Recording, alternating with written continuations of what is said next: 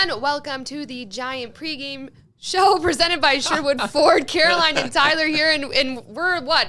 This is gonna be our 7th game tonight for the Oilers, and I can't. 8th game. 8th game? Yeah. Yeah. Yes. Yeah, they're 6-1. 6-1. And I don't know what the hell I'm doing here today. I'm just completely lost in the conversation we were having off camera. We were asking each other, do we think aliens are real or not? So, we had like a solid 10-minute conversation about aliens, and we did not do any prep. No, we did do a lot of prep. That's a lot. We're ready to go.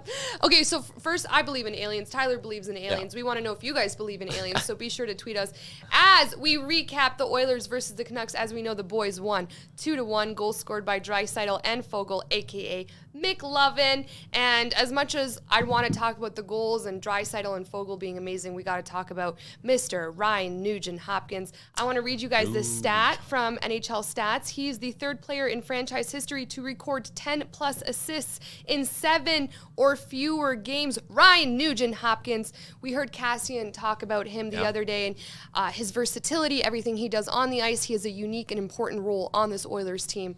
This guy's been 10 apples so far in the season. He's killing it. Yeah, as our friend Bagmilk would say, he's grown a bit of an apple tree here. He leads the NHL in assists, believe it or not. And when he was signed to that, $5.5 million deal, I think a lot of the fan base kind of liked it. Obviously, fan favorite. But before he signed that contract, there were a lot of fans kind of speaking out and saying, he doesn't do enough. He's not a guy that needs big money or that you should be given big money to. You can get an upgrade on Ryan Nugent-Hopkins in your top 6. And the entire time, I just kind of thought those people were crazy, and Nugent-Hopkins is proving it here. They got him signed to 8 years, $5.5 million, and that's looking like a bit of a bargain when you consider how he's played to start the season. And last year was a down year, and I think most people who've watched this team for the last decade while Ryan Nugent-Hopkins has been here kind of would have told you that he wasn't going to have 2 down years in a row. He's not that kind of player. So it's great to see him get off to a good start here, and hopefully he keeps it rolling, and hopefully he gets a goal to go along with those assists too soon. Let's talk about the hottest topic in the NHL right now when it comes down to the Oilers' power play. They went 2 for 2 against the Canucks,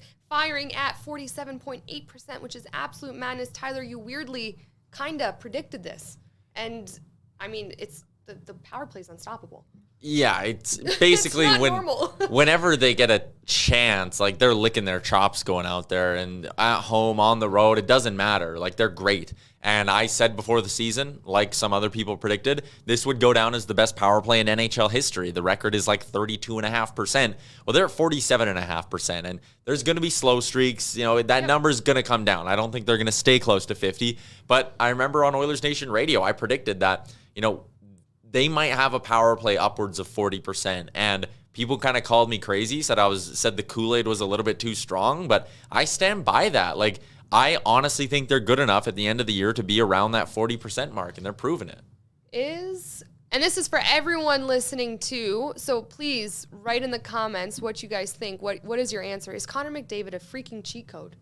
Well, yeah, I mean, we've known that for a while. What's he on pace for now? It's still, I think, over 200 points. Even if he had no points tonight, he'd still be averaging 2 a game. Crazy. 7 goals and 9 assists for 16 points. And he leads the league in points right now at the end of week 3 going into week 4. It's nuts. He's crazy. Yeah, it's insane. And at the beginning of the year, the talk was, would he be able to get to 150? And now it almost feels like everyone's assuming he can get to 150. And now we're sitting here going, can he really keep up 2 points a game for the entire season? I mean, stuff like that hasn't been done since the mid-90s. And I think he might, again, like, he's banked enough now where he can have a scoreless night and still have 2 points as his average. So, and tonight, I mean, going up against a Kraken team where I think the Oilers have a good chance to win, he could very easily get 2 more tonight. Let's hope so. Okay, and Andrew Bennett on our Twitter chat, great bounce back by Koski against Vancouver. Wish he could have got the shutty. Mikko Koskinen got the bounce back and 29 save performance. Sucks about that late goal from the Canucks, but it is what it is. But he came up clutch in between the pipes for the Oilers at times. Yeah, I mean, shutout or no shutout doesn't change the way I view Koskinen's performance. That was a great bounce back. I mean, there were people saying Stuart Skinner should be getting the start after Koskinen was, kind of below average against Philly, and some would say cost them the game. Well, he won them the game against Vancouver, so he's totally made up for that performance against Philadelphia. And, it was just incredible. I'm looking at the numbers here. Like, the Canucks had 28 scoring chances at 5-on-5 alone and didn't score on any of them. Mikko Koskinen stopped 28 scoring chances last game. That's crazy. So a great effort from the Big Fin, and hopefully you can keep it going as Mike Smith gets healthier as well. Okay, you ready to go into the opposition report presented by Burger? Yeah, let's do it. As we know, the Oilers are 6-1-0, and they're taking on a Kraken team that's 3-5-1, and they're in Edmonton for the first time in regular season action. This is a big deal. Yeah. The Kraken obviously joined the NHL in April. Of course, they're a new team. What do the Oilers need to be aware of? Maybe find some holes in the Kraken team and expose them. First off, a fun stat from Jason Gregor on his game notes up at Oilers Nation right now. The last 5 times the Oilers have played an expansion team for the first time, they've won. It was Nashville, Atlanta, Minnesota, Columbus, and Vegas. They've beaten them all. So Edmonton looking to extend that streak to 6 here tonight. It's a Kraken team that the start of the year has actually been pretty predictable for me. They struggled to score. They get decent goaltending, and they have a pretty good blue line, but they just can't score. And you go back through their losses to start the year, they lost 3-1 to the Rangers. There was an empty netter in there. They couldn't get any offense. They beat Minnesota 4-1 because the offense comes through, but you go back, they lost 4-2 to Vancouver. Just couldn't get enough offense. They lost 4-2 to New Jersey, 6-1 to Philly, 2-1 to Columbus in overtime. They can't score. They are not very good offensively. They're trying a few new things with their line combos, which we'll get to in a second here. But, the Oilers have struggled not giving up chances, and the Kraken have been great at preventing them. So this is an interesting matchup because it's two teams where their strengths and weaknesses are totally opposite of each other. Well, let's hope they don't get Kraken tonight against the Oilers. No one laughs at my jokes, not even producer Liam. It's such a tough crowd here, guys. I swear I tried. I was hanging on to that joke all day long. Okay, lineups presented by Deuce Vodka for the Seattle Kraken, please. Yeah, I mentioned they're kind of doing a few things differently here with their forward group. And basically they have 3 players who I would call top 6 wingers or top 6 players. Jaden Schwartz, Yanni Gordon, Jordan Eberle. And what they're going with here, after having that trio lined up for a while, they're putting them all on separate lines here, trying to spread out the offense a little bit. It's worth noting they also don't have Jared McCann in the lineup, and he was their leading scorer when he went down. So they're trying a bit of a different approach here going up against the Oilers, trying to get some semblance of a top 9 that can consistently produce offense. I just don't see enough there. Like, Calle Jarnkrok's a 4th liner. Morgan Geeky's a borderline NHLer. Their 4th line is filled with American League guys. Like, I don't like their forward group. I love their blue line, though, and the approach they're taking here is, once again, they kind of have a solid shutdown guy on every pairing. You got Giordano, Alexiak, and then the former Oiler, Adam Larson, who's playing his first game back in Edmonton. So I like the approach of their blue line spreading it out, especially going into a game where you got to shut down both Connor McDavid and Leon Draisaitl on separate lines. They'll have someone capable of doing that on the ice at all times. All right, lineups for our Edmonton Oilers. Let's get to the good stuff. Yeah, I think same as before. That's at least the latest we got from Daily Faceoff, and why would you change anything up, right? You won against Vancouver. You don't mess with a winning lineup. Tyler Benson stays in on this thing, that 4th line against Vancouver as well. They played 6 minutes at 5-on-5, which I think is a season high for a 4th line for the Oilers as well. They were outshot 4-2. They were out Korski'd 8-4. So it wasn't a great game by any stretch, but again, you won, so why bother switching it up? Blue line stays the same as well. I don't mind that. And between the pipes, it's going to stay the same as well with Mikko Koskinen. Awesome. And what is your your bet of the game presented by PointsBet? Yeah, taking a look at the Oilers there, as you can obviously assume, they're big favorites. Biggest favorites on the slate today in the NHL as well, which is a little bit surprising considering the Tampa Bay Lightning are in action. But actually, I was looking at something. PointsBet now has the Edmonton Oilers as the third on the list of favorites to win the Stanley Cup this year. Pretty funny that they're tied with the Toronto Maple Leafs in that regard. But a little salt on the wound. Yeah. As far as my bet of the game goes, we've hit 2 in a row thanks to Ryan Nugent-Hopkins picking up a point. And I'm going to get a little greedy here. I'm giving you 2 bets of the game. I like Ryan Nugent-Hopkins to get a point once again tonight. It's paying out -145. I also like Connor McDavid to go over 3.5 shots. As someone, and I'll give credit here in just a second, Mark Parsons in the Facebook chat about McDavid. He's shooting more than ever, and he's working on his slap shot and one-timer, Rocket Richard candidate. McDavid's shooting 5.6 times per game right now on the year. His over-under is set at 3.5, paying -133. Hammer the over there. McDavid's been shooting the puck so much. I think he had 7 shots again against Vancouver. I like him to keep that ball rolling. So McDavid over 3.5 shots. Nugent-Hopkins over 0.5 point are your bets of the game. You wouldn't bet on Kyler Yamamoto at all? He in his last 36 games, including the playoffs, he has 1 goal.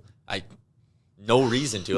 But again, where everyone's optimistic about him, and I get it, and I like that from the perspective of a fan base. Support a guy when he's going through a tough stretch, but I mean, you can't trust him to produce. It's at the point now where like he's got to start proving himself. And we've talked about it. It's our 8th pregame show. It's the 8th time we're talking about it.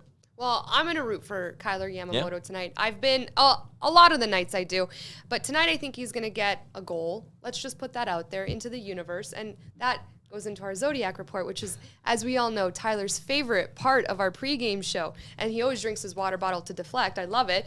But Kyler Yamamoto is, in fact, a Libra, which means he's an air sign, which means he's super, super intelligent. One of the most, Libras are known to be the most balanced sign of all of the zodiacs, so I'm hoping that he balances all that emotion out today, comes out against the Seattle Kraken, gets himself a goal. He's an expert communicator, cares a lot about the relationships in his life, obviously cares about the core of this team, and I think Yamo's due for one. I think that he knows he's due for one, and I think he's going to use his charm and his charisma on the ice to get one today. What do you think about it? I'm not betting on it. I don't have a lot of confidence in young Kyler Yamamoto, but you never know. He's got to get off the schneid eventually. Like, he's not going to go. He's not Toby Readering us and going, and I can't believe I just let that come out of my mouth here. And he's not going to go all 82 games without a goal. But just taking a look here at the Twitch chat, which is bumping today. So shout out to all the regulars there what's up, in the everyone? Twitch chat. What's up? They're talking a little bit about the Kraken's jersey and where you would rank it. Do you like the Kraken? I like the Kraken. Okay, so when the Kraken first showed us their logo and their jersey, I was like, I'm not on board. Now I really like it. Yeah. Especially after constantly seeing the Canucks jersey, which I think is I hate the Canucks jerseys. I'm trying to say this. It's probably my most disliked jersey in all the NHL. The colors, everything about it just is not for me. The Kraken's cool. It's refreshing. I like it. Yeah, I'm not a huge fan of their whites. I think there's a little bit too much going on there, but I love the look of that dark navy blue with the secondary blue as the trim. Big fan of the Kraken jerseys. Electronic Jordan said, "Fade Yaremchuk, buddy. 2-game winning streak. You don't fade Yaremchuk when I'm hot. You gotta let it roll." Your horoscope report also getting some love from Phil on the Facebook chat. Hi, so shout out to Phil. Thank you for loving it. Gary Blaney says, "Nuge goes nuclear tonight. Goals all over. Book it." I love all these universal terms: nuclear, magic, crystal, zodiac. You guys are catching on. I love it. Ryan Nugent-Hopkins plus 220 to find the back of the net. Hasn't scored yet. I think tonight he might do it. When we do our little TikTok pregame score prediction, I think my prediction will be 5-2 Oilers with a Nugent-Hopkins goal mixed in there. I love it. I love it. What else do we anything about aliens in the chat before we head off? No, I haven't seen anything. On aliens. Dan asked for an over/under on goals. I love the over here. Seattle might be going with Joey Decord between the pipes, and Decord played against the Oilers twice last year, gave up 9 goals in those 2 appearances against Edmonton. So I like the over in this one for those of you who wanted a little more betting content. Love it. All right, guys, let us know your thoughts on the game. Obviously, the Oilers take on the Seattle Kraken tonight at 7:30 p.m. at Rogers Place. We're back here every single game day at 1 o'clock p.m., which means 3 times this week, Tyler. Monday, Wednesday, Friday. Yeah, busy Monday, week. Wednesday, busy. Friday. And let us know your thoughts on aliens, because very, very important to us. That is all. Thank you guys for joining the Giant pregame show presented by Sherwood Ford. Got it down that time. We'll see you guys next time.